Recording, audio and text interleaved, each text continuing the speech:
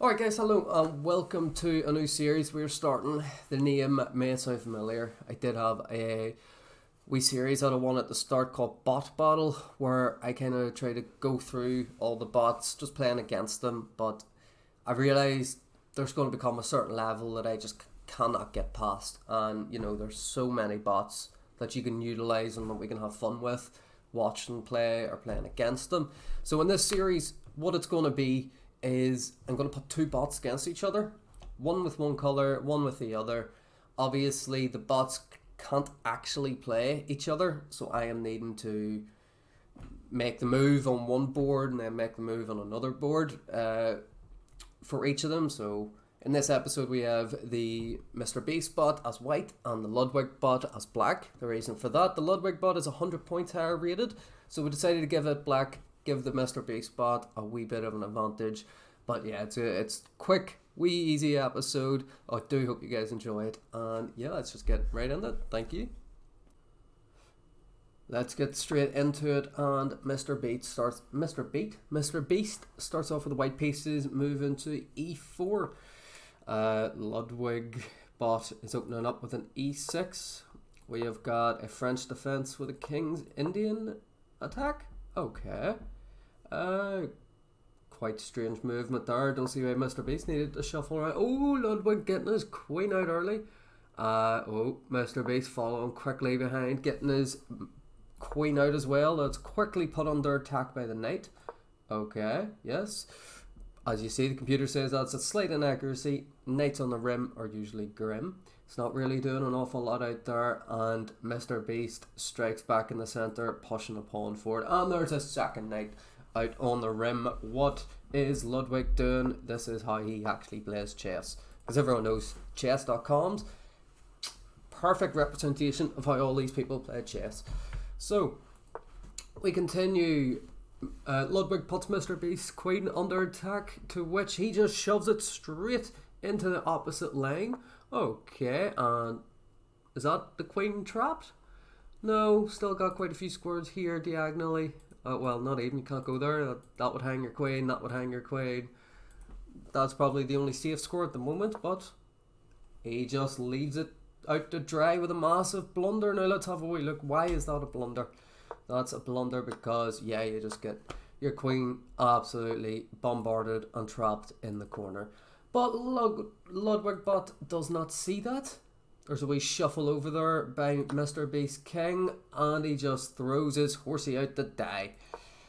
It is defended by the queen that is quickly attacked by MRBEAST bot. It retreats back. Will that be taken? And it is. The knight is taken up by MRBEAST. I decided to give MRBEAST the white pieces as he is 100 elo lower. Now it's not a big difference, especially with bots. You'll see a lot of blunders. We've already seen 2, 3 there maybe. So the knight gets snatched up, to which the queen has a few escape squares, but the rook is lifted to attack that pawn on the H file. Queen drops back for some reason it drops back, and out comes the dark squared bishop from MRBEAST. Now, what's he looking at here? Well, he's not really looking at anything. Yep, only if bishops could actually move like that. Okay, we pawn push there on the b file by Ludwig. Ooh, queen is infiltrating here. Is he going to lose the rook? Oh, does he lose the rook? Inaccuracy, doesn't see the rook being attacked, and he does. He takes it with a check, and it's blocked with a bishop. Okay, it's a best move, possibly for black there for Ludwig. I don't understand how that's an excellent move by any means. Like, why wouldn't you just castle in that situation?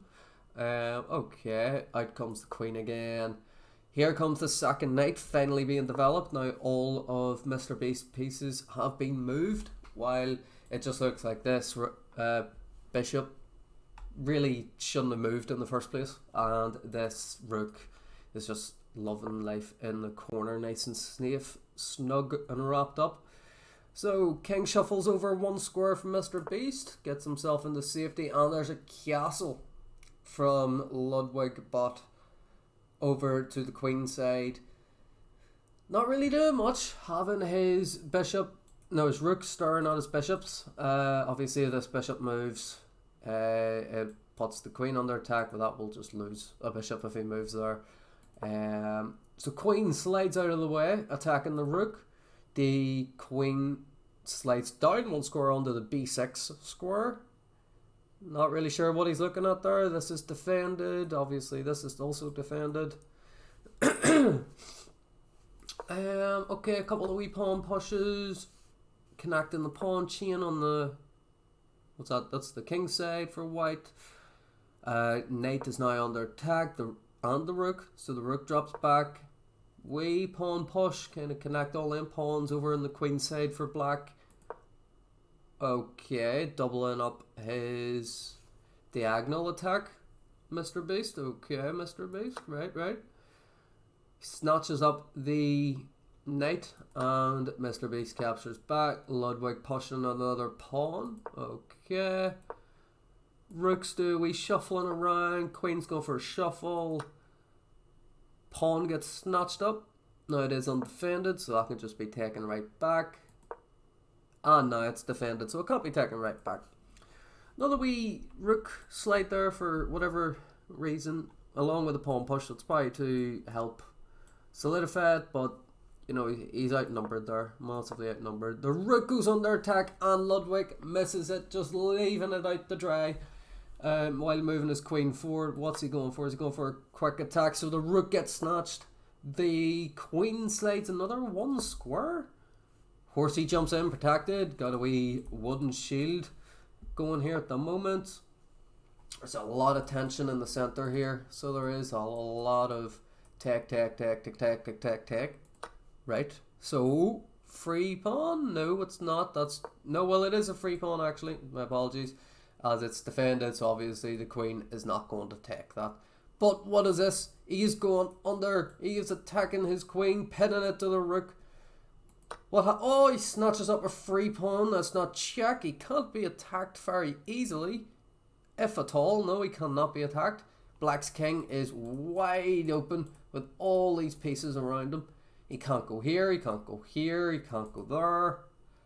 So very few squares to move. He's getting very limited, while, for example, the white king can't go here. That is about the height of it. Oh, so he takes check. Okay, white king needs to move. White king slides over one. But as you can see on the evil bar there, white has a huge advantage with a mate in 9. Can you find it? No, you can't. Don't lie to yourself. So the rook gets snatched up, but that's an inaccuracy. Reason being that's an inaccuracy is king is so weak, so undefended at the moment. Takes with check, slides over one, and there's a mate and one on the board. Will the computer see it?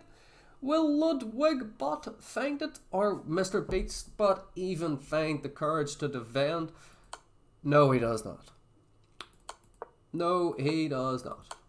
That is the game. That's actually a very quick game from the Ludwig and Mr. Beast bot. Mr. Beast being 1100, Ludwig being 12. As I said, to give Mr. Beast the white pieces just to give him a wee bit more of an advantage. Clearly, he took that 0.2 point advantage you get from starting with white, and he converted it. Now, we can go for a round 2, possibly do a best of 3, swap the pieces around, and then see how that goes. If it's another win if Ludwig gets a win, we could do a tiebreak, see how that goes. But it's very close, so it was one mistake could have changed the game there. But watching computers play is always something a bit different. You can learn a few things. Here, what did we really learn? Let's go back to the opening. So it's a modern French defense with a King's Indian attack. I think usually with that you're meant to do this. You're meant to have a setup along the lines of, let's just say it's for an example. If I'm not mistaken, that brings, no, that's wrong. That gives white a 0.67, basically 0.7 advantage. But yeah, French defense versus the King's Indian. What else can we learn? Switch this over. Getting the queens out early. They're going to be attacked very fast, and your opponent can get a lot of development very quickly. Knights on the rim are usually grim, but this one attacks with tempo.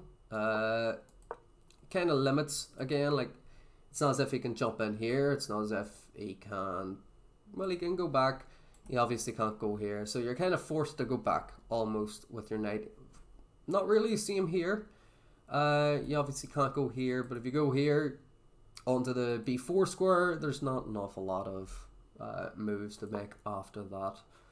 So there's not. Queen being attacked again, but queen infiltrates very, very quickly, sits up there snug in the corner, but is very, very close to being trapped. You always got to make sure your queen has an escape route. While, for example, if Ludwig bot placed here, that's just a sacrifice of a bishop, but where can the queen go? Queen can't go anywhere. Really, it cannot go anywhere. And you just win the queen, so you do. So it's nice, you know, always keep an eye out, especially if your opponent brings out the queen very fast.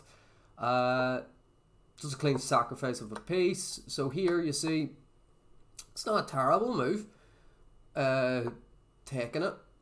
Only if your queen can't be attacked very easily and the defender of your piece can't just be shoved away and then that piece be taken, which is exactly what happened here. Great move for taking away the defender of the piece. Defender of the piece has to move as it is clearly high value. There we go. Snatch up the piece and then you're just in the driving seat. You just start trading down pieces if you're winning, if you're up material. And yeah, Mr. BeastBot kind of run away with this game. So he did, got himself to safety. Ludbot just tried to throw a lot of counter attack going here. A bit of shuffling around. What can you do? A lot of tension in the middle. But yeah, very, very close game ish. He ended up 10 points material, but anyway guys, I hope you enjoyed. If you want to see more of this, just slap a like button, leave a comment what bots you want to see next.